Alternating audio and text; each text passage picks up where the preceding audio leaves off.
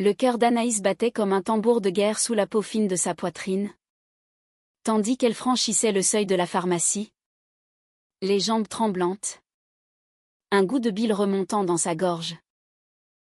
Je ne peux plus supporter ces nuits où les souvenirs me dévorent vivante. Murmura-t-elle à la femme derrière le comptoir. Ces mots se brisant comme du verre sous un coup de marteau.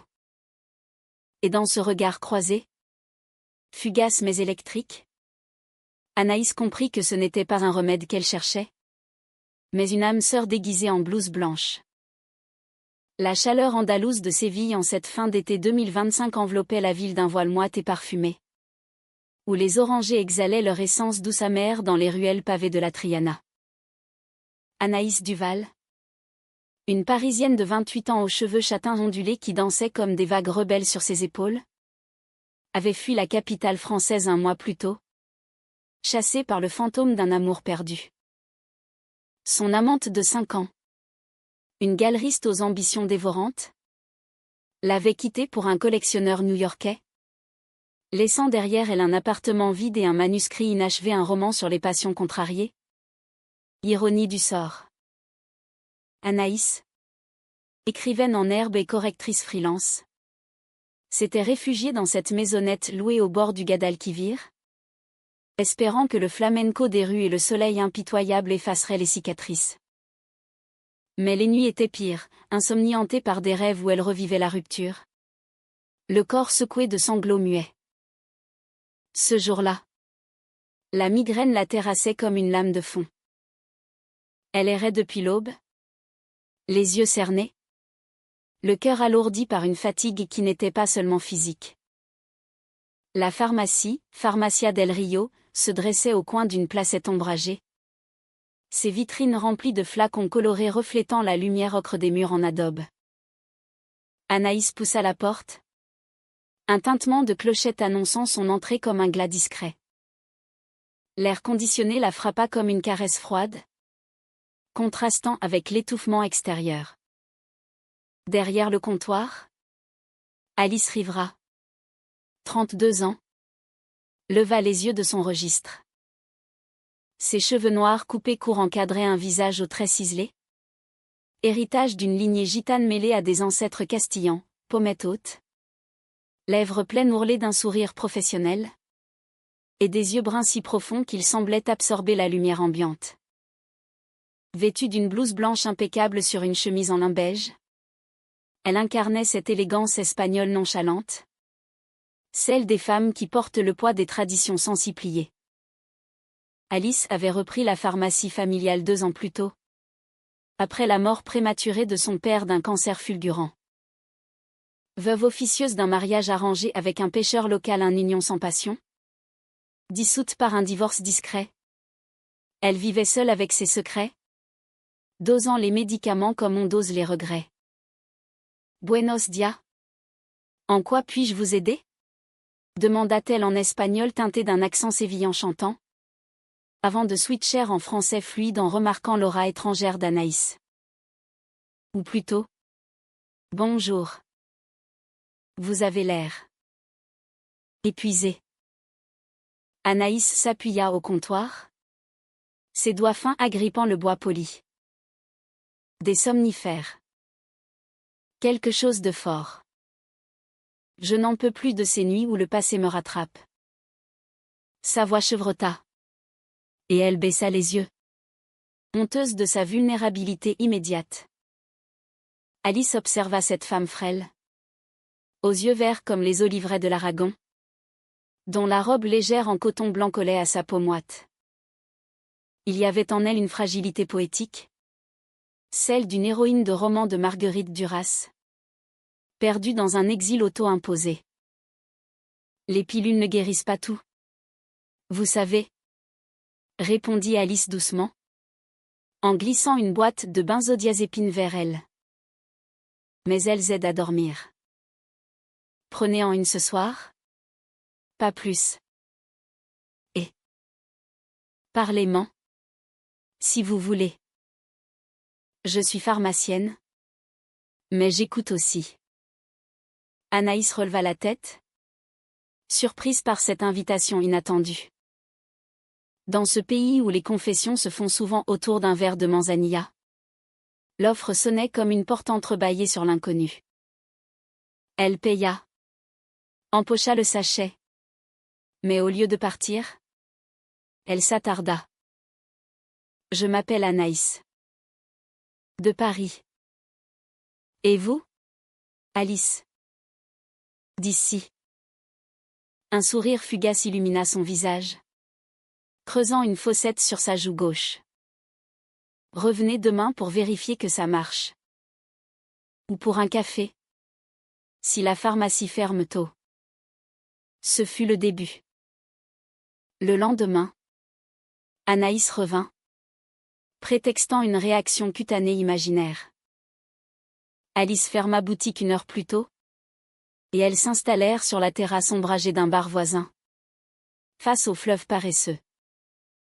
L'air vibrait du chant d'un guitariste de rue, et sous la table, leurs genoux se frôlèrent par accident ou pas. Anaïs parla, de son amour brisé, de la trahison qu'il avait laissée exsangue, de son rêve d'écrire un livre sur les amours impossibles. Alice écouta, hochant la tête, ses yeux ne quittant pas ceux de la Française.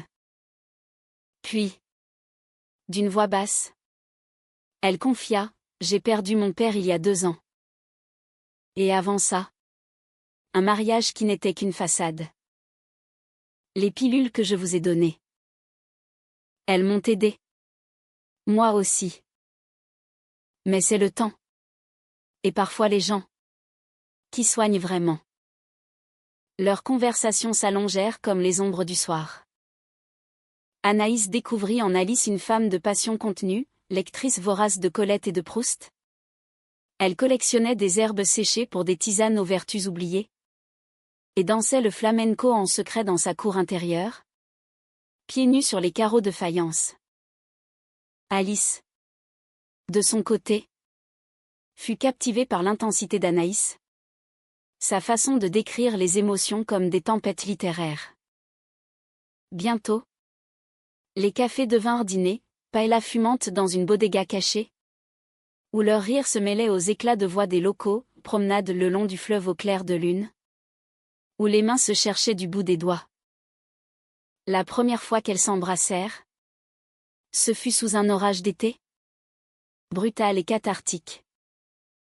Elle rentrait d'une feria improvisée, les oreilles bourdonnantes de guitares et de cris joyeux. La pluie s'abattit soudain, transformant les ruelles en rivières boueuses. Anaïs glissa sur une pierre mouillée, et Alice la rattrapa, leurs corps se pressant l'un contre l'autre contre un mur suintant. Le tonnerre gronda, et dans ce chaos, leurs lèvres se trouvèrent un baiser affamé, salé par la pluie et les larmes longtemps retenues. Tu es mon remède? Souffla Anaïs contre sa bouche. Et Alice, les yeux fermés, murmura, et toi? Ma folie. Leur amour fleurit comme une rose de Damas dans un jardin andalou, ardent, épineux, embaumé. Anaïs s'installa chez Alice, transformant la petite pharmacie en atelier d'écriture, où les flacons de médicaments côtoyaient des piles de carnets. Elle passait les nuits enlacées, explorant corps et âme avec une tendresse infinie. Alice, si pragmatique en journée, se révélait lyrique au lit, murmurant des poèmes en espagnol ancien tandis que ses doigts traçaient des arabesques sur la peau pâle d'Anaïs. Tu es la lumière que j'attendais dans cette ombre, lui disait-elle. Et Anaïs, blottie contre sa poitrine, répondait, avec toi. Je vis enfin. Mais les ombres planaient. Alice n'avait pas tout dit. Son ex-mari, Ravière, un homme jaloux aux épaules larges comme un taureau de Murat, rôdait encore aux abords de Séville. Leur divorce avait été amer, il refusait d'accepter sa sexualité, qu'elle avait enfin assumée après des années de mensonges. Il reviendra? Avait-elle averti Anaïs un soir? Mais la Française, ivre d'amour, balaya l'inquiétude d'un baiser. Nous sommes plus fortes. Pourtant, les fissures apparurent subtilement. Anaïs, absorbée par son manuscrit qui prenait forme une histoire d'amour lesbien en exil, inspirée par leur idylle, négligea les signes, les appels anonymes sur le portable d'Alice, les regards fuyants lors des marchés dominicaux. Alice, de son côté, luttait contre la peur viscérale d'un scandale dans cette communauté conservatrice où les rumeurs voyageaient plus vite que le vent de levante. Un après-midi d'octobre, alors que les feuilles des orangers jaunissaient prématurément, le destin frappa. Anaïs rentrait d'une promenade solitaire le long des remparts, un bouquet de jasmin à la main, quand elle vit, à travers la vitre de la pharmacie, Alice en discussion animée avec une femme inconnue, une cousine de Ravière, venue négocier un silence.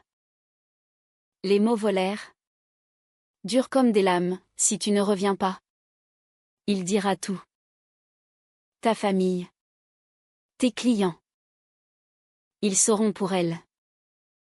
Alice, pâle comme un linge, balbutia, je ne peux pas. Pas maintenant. Anaïs se figea. Le cœur cognant. Était-ce de la trahison? Ou de la protection maladroite? Elle entra. Le bouquet tombant à ses pieds comme une offrande refusée. Qu'est-ce que ça veut dire? Alice? Sa voix était un fil tendu, prête à rompre. Alice se tourna, les yeux écarquillés. Anaïs. Ce n'est rien. Juste du passé. Mais la cousine ricana, du passé? Dis-lui la vérité. Alors. Qu'il te menace depuis des mois. Qu'elle n'est qu'un caprice de midinette. Le silence qui suivit fut un abîme. Anaïs, blessée au vif, s'enfuit dans la rue, les larmes brouillant les façades ocres. Alice la poursuivit, criant son nom dans le dédale des ruelles.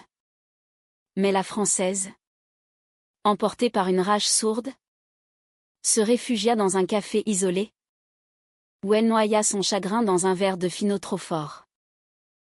Ce soir-là, la confrontation éclata comme un orage d'automne. Alice arriva chez elle chez moi. Pensa Anaïs avec amertume, trempée par une averse soudaine. Écoute-moi. Ravière, c'est pour nous. Il veut que je revienne? Pour sauver les apparences. J'ai refusé. Mais sa famille. Il me harcèle. Je ne t'ai pas dit parce que je voulais te protéger. Toi. Ma vie. Anaïs, assise sur le lit défait, secoua la tête. Me protéger? En me mentant? Tu m'as donné plus qu'un médicament? Alice. Tu m'as donné l'espoir. Et maintenant? Tu me trahis par omission. Ces mots étaient des poignards, forgés dans la douleur d'anciennes blessures. Alice s'agenouilla, prenant ses mains froides dans les siennes. Ce n'est pas une trahison. C'est la peur. Ici, en Andalousie, l'amour comme le nôtre est encore un scandale. Mais je t'aime. Anaïs. Plus que la paix. Plus que la réputation. Pourtant, la graine du doute était plantée. Les jours suivants furent un empoisonnement, silence pesant, regards obliques. Nuit où Anaïs dormait sur le canapé, écoutant Alice sangloter dans la chambre. Le manuscrit stagnait, les pages noircies de ratures rageuses. Anaïs songea à rentrer à Paris, à fuir cette passion qui la consumait autant qu'elle la guérissait. Le point de non-retour survint lors de la Semaine Sainte, quand Séville se parait de ses processions solennelles, les rues envahies de capirotes et de cierges vacillants. Ravière, ivre de rancune, organisa une confrontation publique. Il surgit à la pharmacie au milieu d'une affluence, hurlant des accusations devant une file de clients médusés. Voleuse de famille, sorcière française, crachata-t-il. Son visage rougeau tordu par la haine. Alice, acculée, tenta de le calmer. Mais il la gifla un geste bref, presque théâtral, qui fit taire la foule. Anaïs, alertée par un voisin, accourut, se jetant entre eux comme une furie. Touche-la encore, et je te jure que... Sa voix se brisa, mais son regard vert flamboyait d'une détermination farouche. La scène attira les gendarmes, et Ravière fut emmenée menottes au poignet, marmonnant des menaces. Mais le mal était fait, les rumeurs enflèrent comme un feu de paille. La pharmacie se vida, les clients fuyant cette maison de péché. Alice, brisée, ferma boutique pour une semaine, et Anaïs, rongée par la culpabilité, la soigna comme une mère tisane apaisante. Promenade silencieuse dans les jardins de El Alcázar. Dans cette épreuve, leur amour se mua en quelque chose de plus profond, plus résili. Une nuit, sous les étoiles filantes d'une fin avril, elles s'allongèrent sur une couverture au bord du fleuve. Alice, la tête sur les genoux d'Anaïs, confessa tout, ses doutes, ses peurs d'être vue comme une anomalie dans sa propre culture. J'ai cru que te cacher protégeait notre amour. Mais c'était une trahison envers moi-même. Anaïs caressa ses cheveux courts, les larmes coulant librement. Nous avons toutes les deux trahi. D'une façon ou d'une autre. Moi, en fuyant mes propres ombres. Toi, en te cachant. Mais ensemble, nous pouvons guérir. Leur réconciliation fut un feu lent, baisers hésitants qui se muèrent en étreintes passionnées. Promesses chuchotées dans l'obscurité. Anaïs acheva son manuscrit. Dédié à Alice, à celle qui m'a donné plus qu'un médicament, la vie. La maison s'emplit à nouveau de rire. Et la pharmacie rouvrit. Soutenue par une poignée de fidèles qui avaient toujours su. Et aimé malgré tout.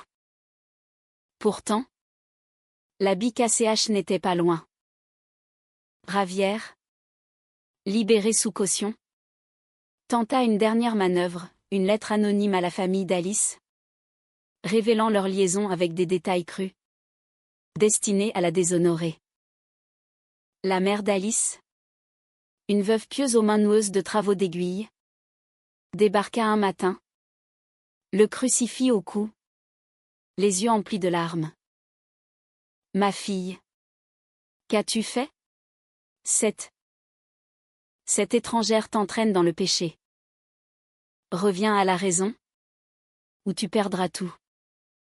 Alice, face à ce mur de tradition, vacilla. Anaïs, témoin muet depuis la cuisine, sentit le sol se dérober. Était-ce la fin? La réaction viscérale? Le rejet familial qui brise plus sûrement que n'importe quel scandale? La tension culmina sur la plage de la Calta. Ce sanctuaire où les vagues de l'Atlantique se mêlent à celles de la Méditerranée.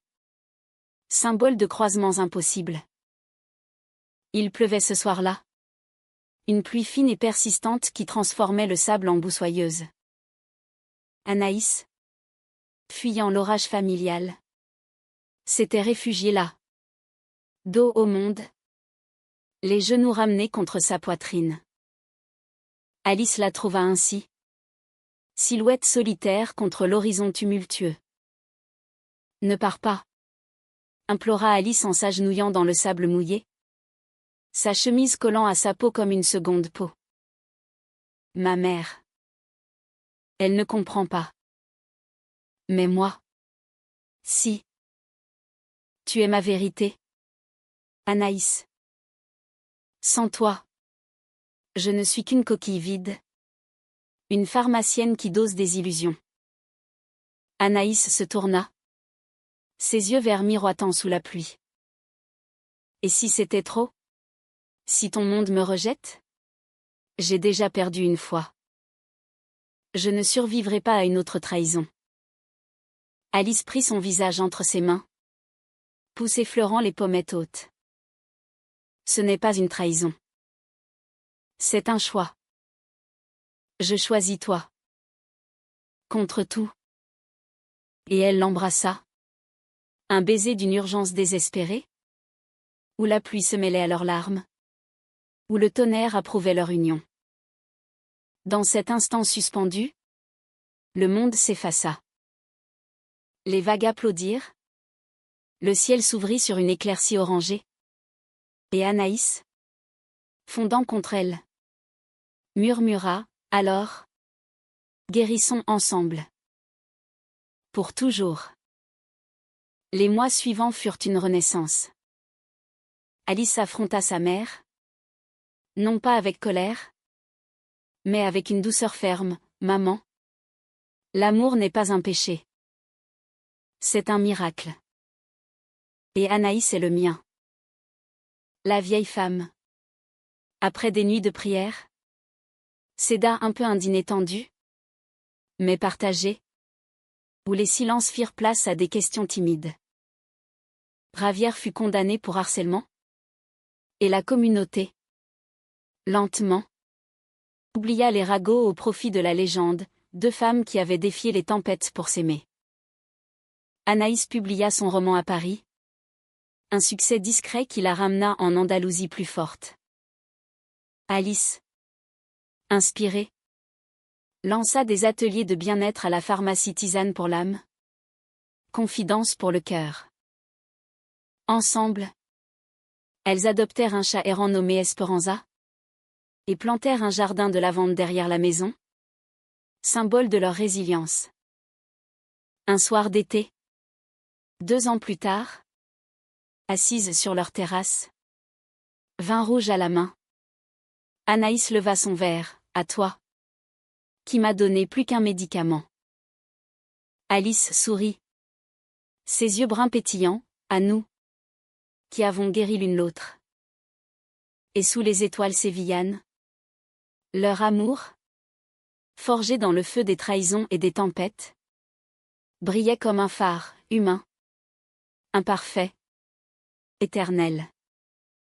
La paix qu'elles avaient conquise n'était pas un havre immobile, mais un fleuve andalou, sinueux, nourri de sources souterraines, parfois tumultueux. Anaïs, revenue de sa tournée promotionnelle à Paris, trouva Séville changée. Où était-ce elle? Les orangers avaient fleuri, exhalant un parfum entêtant qui se mêlait à celui de la lavande de leur jardin. Mais dans l'air flottait une nouvelle tension. Imperceptible au premier abord, Alice, absorbée par l'extension de la pharmacie, semblait distante. Ses sourires plus mesurés. Ses étreintes plus brèves. Qu'est-ce qui te ronge? À mort? Demanda Anaïs un matin, alors qu'elles prenaient leur petit déjeuner sur la terrasse. Croissant français importé côtoyant des churros saupoudrés de sucre. Esperanza? Le chat. Ronronnait entre elles, ignorant les courants sous-jacents. Alice hésita, remuant son café trop longtemps. Rien de grave. Juste. Une proposition. Un laboratoire de Madrid veut racheter la pharmacie. Une offre généreuse. On pourrait voyager. Toi et moi. Voir le monde au-delà de ce fleuve. Anaïs sentit un pincement au cœur. Voyager? C'était son rêve d'écrivaine. Mais Séville était devenue leur encre. Ce sol rouge qui avait absorbé leurs larmes et leur joie. Et si on refuse? On a bâti quelque chose ici. Le regard d'Alice s'assombrit. Justement. Bâti sur du sable. Parfois. Ma mère appelle tous les jours, me rappelant que je suis la brebis galeuse.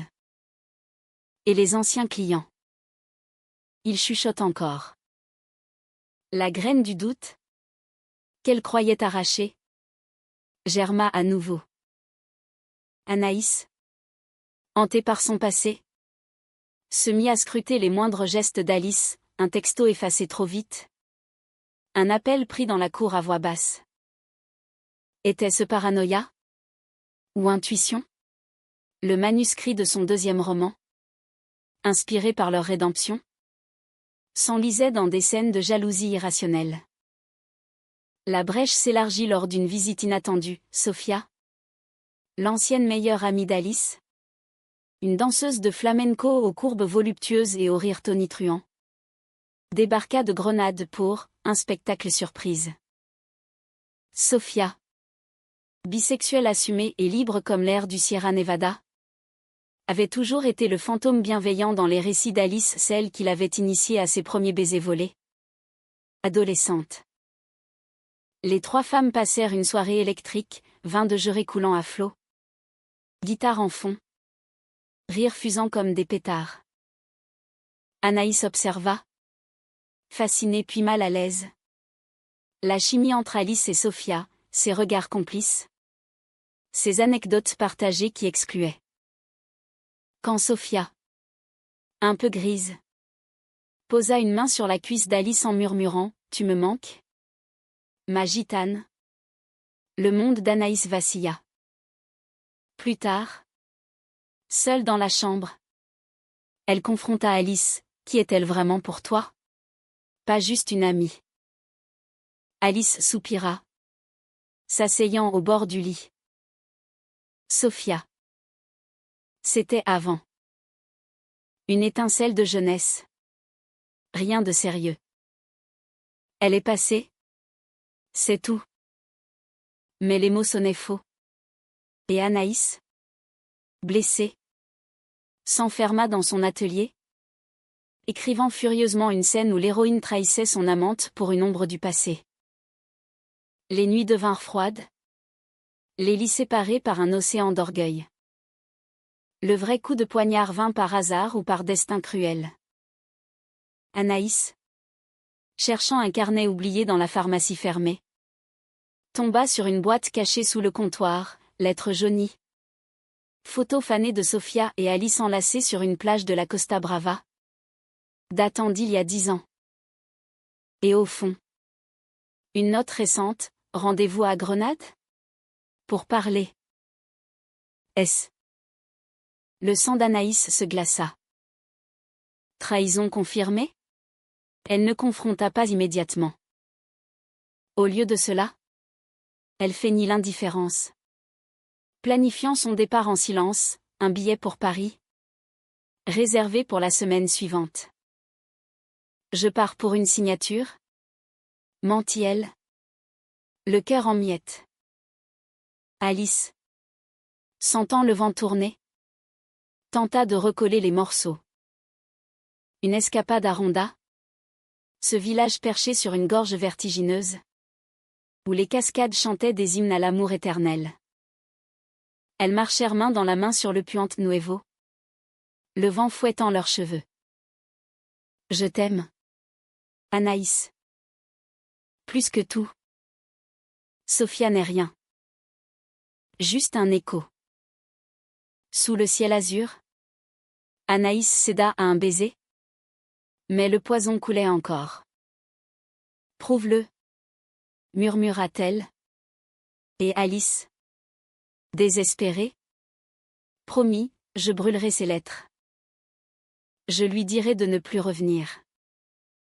Pourtant, la nuit venue, dans une posada isolée, la passion les rattrapa un amour charnel. Urgent. Où les corps se parlaient quand les mots échouaient. Anaïs, chevauchant Alice sous les draps de lin rêche, pleura de plaisir et de douleur mêlée. Ne me quitte pas, gémit Alice. Et pour un instant, le monde fut entier. De retour à Séville, L'illusion se fissura définitivement. Sophia réapparut. Non pas par hasard, mais par invitation secrète d'Alice, juste pour clore le chapitre. Avait-elle justifié intérieurement? Rongée par un besoin de confrontation personnelle. Anaïs les surprit dans la cour. Sophia, les bras autour d'Alice, murmurant des mots tendres en andalou. Tu as toujours été à moi. Avant elle. Le cri d'Anaïs déchira l'air comme un flamenco enragé. Traîtresse. Tu m'as donné ta parole. Et tu la brises pour un fantôme. Elle lança le bouquet de lavande qu'elle cueillait. Pétales violets volant comme des confettis funèbres. Alice, livide, repoussa Sophia. Non. Anaïs. C'est une erreur. Je voulais juste lui dire adieu. Mais les mots étaient vains. Anaïs s'enfuit. Valise à la main. Vers la gare. Le train pour Madrid. Puis Paris. L'attendait un exil de plus. Seule dans la voiture brinque-ballante. Anaïs pleura toutes les larmes de son corps. Le Guadalquivir s'éloignant comme un amour noyé. Alice. Effondrée dans la cour. Appela Sophia, pars. Et ne revient jamais. Puis, dans un geste cathartique, elle brûla les lettres. Les flammes dansant comme des démons apaisés. Mais le mal était fait. La trahison, cette fois, n'était pas extérieure, elle naissait de l'intérieur. De peur non dite. Alice, réalisant l'ampleur de sa faute, prit la route à son tour, filant vers Paris comme une possédée. Paris en novembre 2025 était un manteau de brume et de feuilles mortes, où la Seine coulait grise sous des ponts illuminés de guirlandes précoces. Anaïs s'était réfugiée dans son ancien appartement du Marais, un cocon exigu aux murs tapissés de livres jaunis et de toiles inachevées. Le manuscrit dédié à Alice gisait inachevé sur le bureau. Ses dernières pages tachées d'encre et de larmes. Elle survivait sur café noir et cigarettes volées à des souvenirs, évitant les appels de son éditeur, ignorant les messages d'amis compatissants. Comment guérir d'un amour qui vous a reconstruite pour mieux vous briser, se demandait-elle. Errant dans les rues pavées, passant devant des cafés où des couples riaient. Miroir cruel de son deuil. La nouvelle de sa rupture s'était répandue comme une traînée de poudre dans le petit monde littéraire parisien, chuchotements au lancement de livres. Regards apitoyés lors de signatures. Son ex, la galeriste, avait même osé envoyer un bouquet rose rouge. Ironie amère. Avec une carte, le temps cicatrise. Reviens-moi. Anaïs avait ri. Un rire hystérique. Avant de jeter les fleurs dans la poubelle. C'est dans cette spirale que Alice débarqua. Un soir de pluie battante. Elle avait traversé l'Espagne et la France en train de nuit. Dormant à peine. Hantée par le visage dévasté d'Anaïs. Paris la frappa comme un uppercut, l'élégance haussmannienne. Les parfums de pain frais et de croissants. Si loin de l'odeur terreuse de Séville. Elle trouva l'adresse par un ami commun. Un libraire gitan qui avait vendu des herbes à Alice jadis. La porte s'ouvrit sur Anaïs. Pâle et défaite. Cheveux en bataille. Robe de chambre froissée. Toi. Ici, balbutia-t-elle. La voix rauque d'une gorge nouée. Alice. Trempée jusqu'aux os. Son manteau dégoulinant sur le parquet. S'avança d'un pas. Je ne pouvais pas te laisser partir comme ça. Pas sans me battre. Anaïs recula. Les bras croisés comme un bouclier. Te battre? Tu as déjà gagné? Alice. Tu m'as trahi. Pour Sophia. Pour tes doutes. Pars. Mais Alice ne bougea pas. Elle entra, fermant la porte derrière elle, et s'effondra à genoux au milieu du salon exigu. Écoute-moi. Une dernière fois. Sophia était un adieu maladroit. J'avais besoin de clore ce chapitre pour t'aimer pleinement. Mais je l'ai fait de travers. Par peur. Peur de te perdre si je n'étais pas entière. Et maintenant. Je t'ai perdu quand même. Les mots d'Alice étaient un torrent. Brute et sincère, elle avoua ses nuits blanches à Séville. Imaginant Anaïs dans les bras d'un amant parisien, ses appels à sa mère. Cherchant absolution dans une tradition qui l'étouffait, sa décision de vendre la pharmacie. Non pour fuir. Mais pour recommencer ailleurs. Avec elle. Je vends tout. On ira où tu veux. New York. Tokyo. Ou juste une cabane dans les Alpilles. Mais ensemble. Anaïs, adossée au mur, glissa lentement jusqu'au sol. Face à elle. Les larmes vinrent. Chaudes et libératrices. Tu dis ça maintenant. Mais et si un autre fantôme surgit? Je ne suis pas assez forte pour une autre chute. Alice rampa vers elle, osant à peine la toucher. Alors, laisse-moi te prouver. Pas avec des mots. Avec le temps. Cette nuit-là, elles ne dormirent pas. Assises en tailleur sur le tapis usé, entourées de livres comme d'un jury silencieux, elles dévidèrent leurs âmes. Anaïs parla de sa peur d'être l'étrangère éternelle. Toujours en marge, Alice. De son combat pour réconcilier son héritage andalou avec un amour qui transcendait les normes.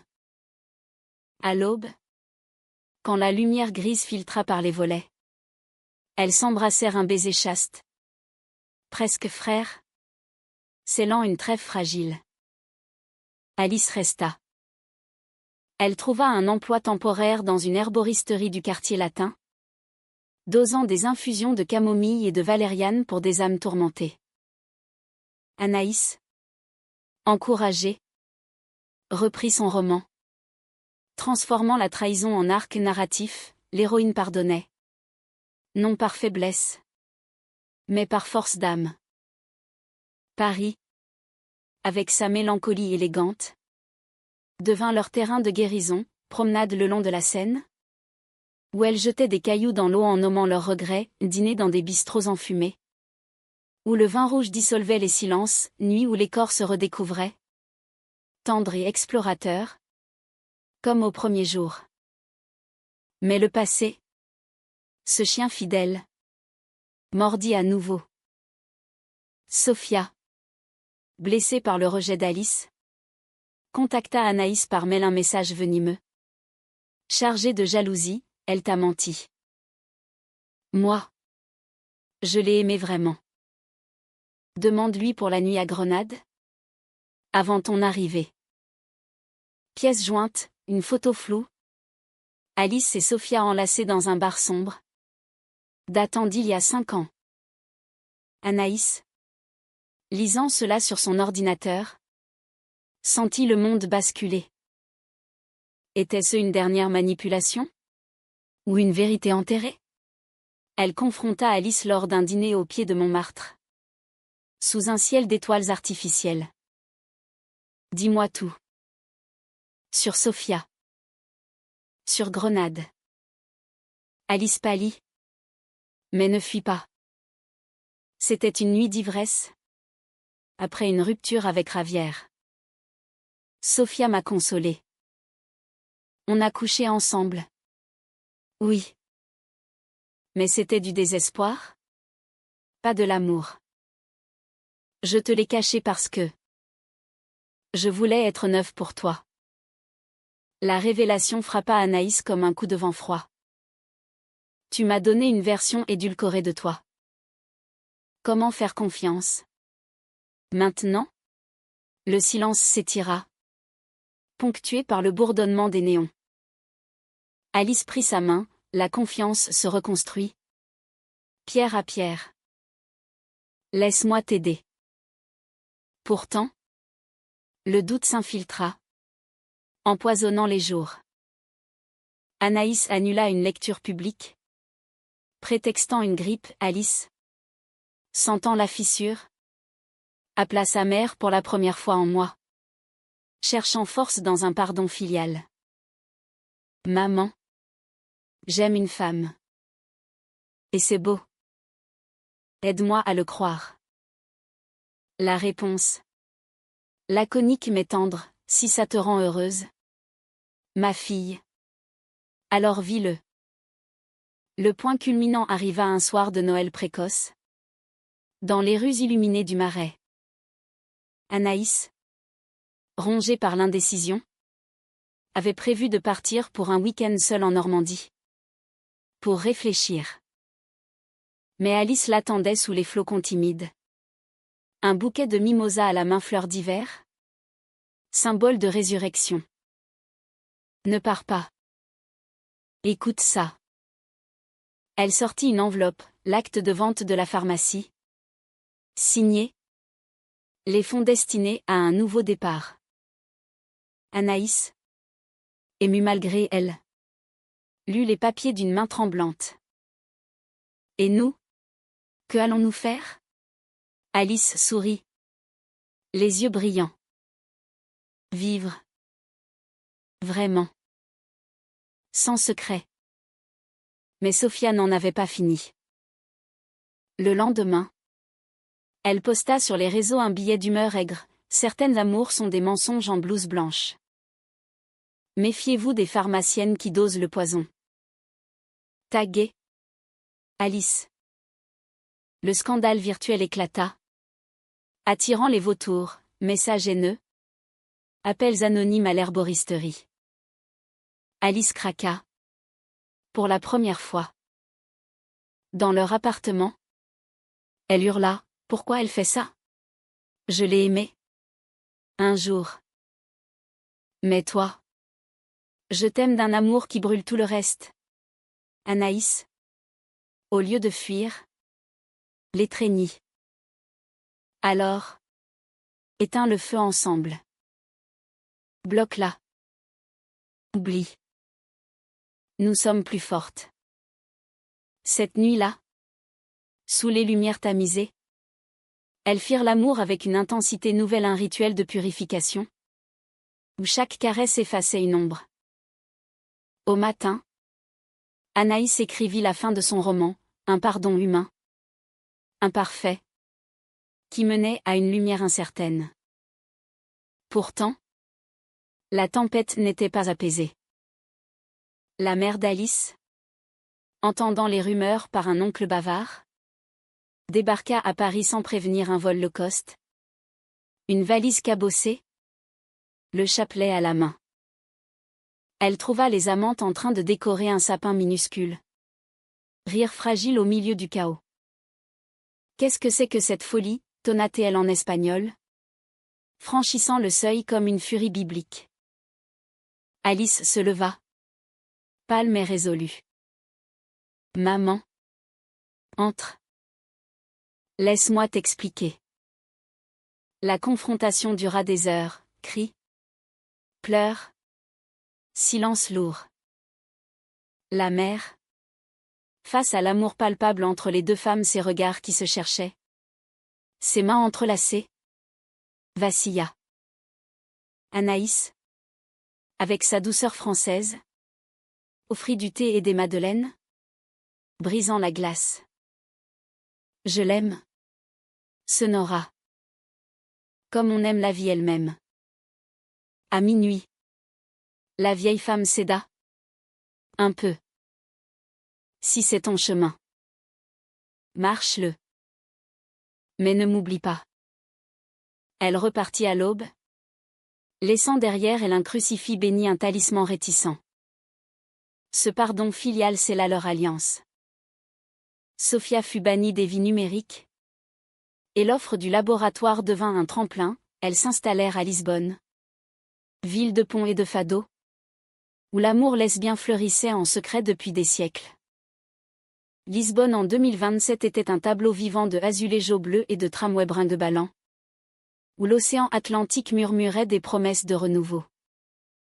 Anaïs et Alice avaient élu domicile dans un appartement perché sur l'Alfama, aux murs blanchis à la chaux et au balcon débordant de géraniums rouges. La vente de la pharmacie avait financé ce saut, une petite boutique hybride, mi-herboristerie mi-librairie, nommée « Remède d'âme », où Alice dosait des tisanes curatives et Anaïs organisait des lectures intimes. Esperanza, le chat, trônait sur le comptoir, miaulant aux clients comme un greffier espiègle. Leur amour, passé au creuset des trahisons, avait mûri en un vin capiteux, profond, corsé, avec des notes de résilience. Les matins commençaient par des cafés partagés sur la terrasse, vus sur le tage scintillant, les soirs, par des danses lentes sur des airs de fado, où Alice guidait Anaïs d'une main ferme, leur corps synchronisés comme un poème vivant. « Tu es mon miracle quotidien » murmurait Anaïs. Et Alice, riant, répondait « Et toi ?» Ma dose éternelle. Le roman d'Anaïs, Le remède invisible, devint un succès modeste mais sincère, traduit en portugais. Il toucha des cœurs en quête de guérison. Lors d'une présentation à la Fnac de Chiado, une jeune femme aux yeux timides s'approcha, « Votre histoire m'a sauvée. Mon amante et moi.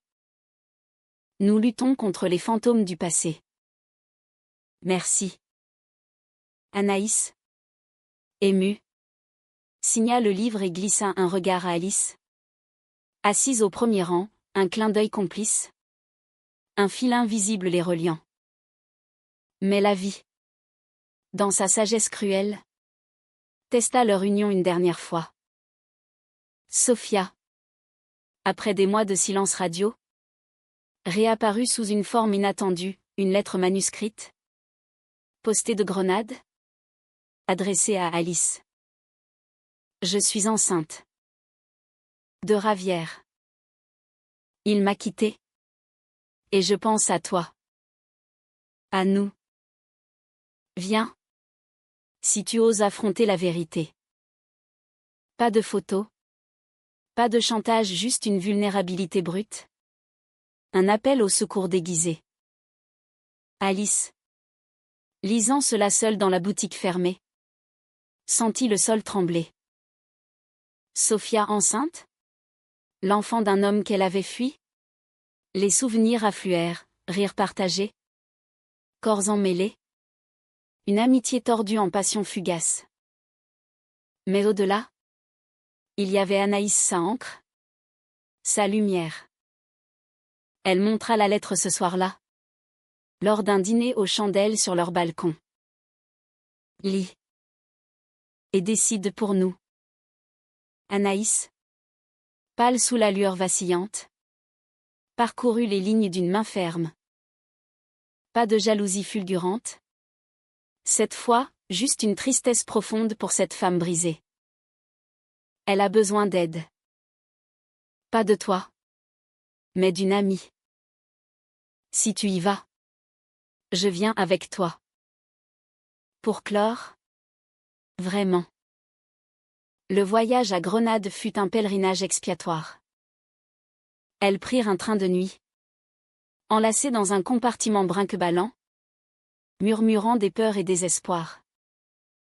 À l'aube, la ville des Alhambras se dressa. Ses palais mauresques comme un mirage de passion ancienne. Sophia les reçut dans un appartement modeste du Albessin. Ventre arrondi sous une robe ample. Yeux cernés mais fiers. Je ne voulais pas vous blesser. Juste. Savoir si tu pouvais pardonner. Pour l'enfant. Alice, soutenue par la main d'Anaïs, parla avec une clarté nouvelle, « Je te pardonne. » Sophia. Pour tout. Mais mon cœur est ailleurs. Laisse-moi t'aider autrement, argent pour le bébé. Conseils pour la santé. Mais pas plus. Sophia pleura. Un sanglot libérateur. Et les 3 femmes s'étreignirent un cercle de guérison. Où la trahison passée se muait en compassion. Anaïs, silencieuse témoin, offrit un exemplaire de son livre, lis. Et trouve ton remède. De retour à Lisbonne. Cet épisode scella leur maturité. Alice, délivrée de ses chaînes invisibles, lança un blog sur les amours non conventionnels. En espagnol et français, Anaïs, inspirée, écrivit une suite, Les ombres guéries, où les héroïnes triomphaient non par magie, mais par humanité.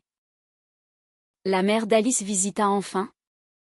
Un printemps doux, apportant des empanadas maison et un rosaire modernisé, un collier de perles avec un pendentif lesbien discret. J'ai prié pour vous, dit-elle, embrassant Anaïs comme une fille. Le dîner fut un festin de rires et de larmes, où les cultures se fondaient comme un gazpacho revisité. 1 an plus tard, lors d'une cérémonie civile discrète sur une plage de l'Algarve, elles échangèrent des vœux sous un ciel azur. Pas de robe blanche, juste des chemises en lin et des alliances en argent martelé, gravées d'une lavande stylisée. Esperanza, en collier de fleurs, miaula son approbation. Dans la maladie et la santé, dans les tempêtes et les calmes, jura Alice. Et Anaïs, yeux verts pétillants, répondit, et au-delà des médicaments, jusqu'à l'âme.